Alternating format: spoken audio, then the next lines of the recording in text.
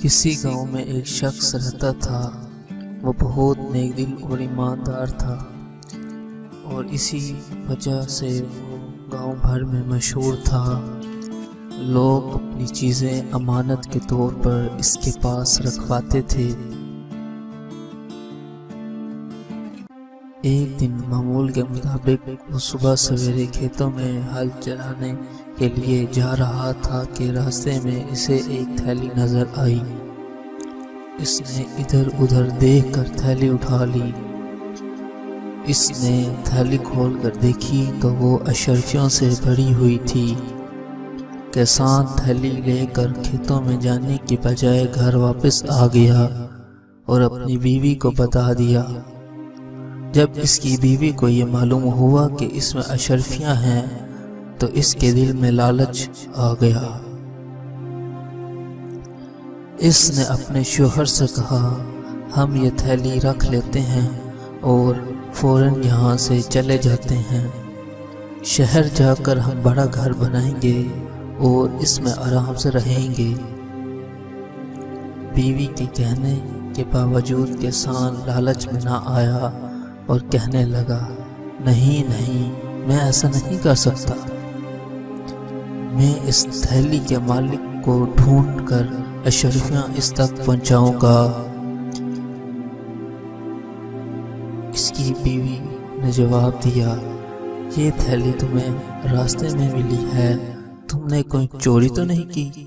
اس کی بیوی اسے تھیلی رکھنے کے لیے جواز پیش کر رہی تھی، مگر کسان نے بیوی کی بات نہ مانی اور تھیلی لے کر باہر کی طرف چل پڑا۔ راستے میں اسے گاؤں کا چودھری ملا۔ وہ کسان کے پاس آیا اور پوچھنے لگا، تم اس وقت کھیتوں میں کام کرنے کی بجائے یہاں نظر آ رہے ہو، خیریت تو ہے؟ کسان نے تمام واقعہ چودھری کو بتایا اور کہا، میں اس تھیلی کے مالک کو ڈھونڈ رہا ہوں تاکہ اس کی امانت اس تک پہنچا دوں۔ اس کی بات سن کر چودھری مسکرایا اور بولا، یہ تھیلی تمہارا انعام ہے۔ یہ سن کر کسان حیران ہوا اور حیرت زدہ ہو کر بولا، انعام مگر کیوں؟ چودھری نے جواب دیا، میں نے گاؤں بھر میں تمہاری ایمانداری کے چرچے سنے تھے، اس لیے میں نے اس تھیلی کی تمہارے راستے میں رکھی تھی، کیونکہ صبح سویرے اتنی جلدی تمہارے یہاں سے کوئی نہیں گزرتا۔ مگر کیوں؟ کسان نے پوچھا۔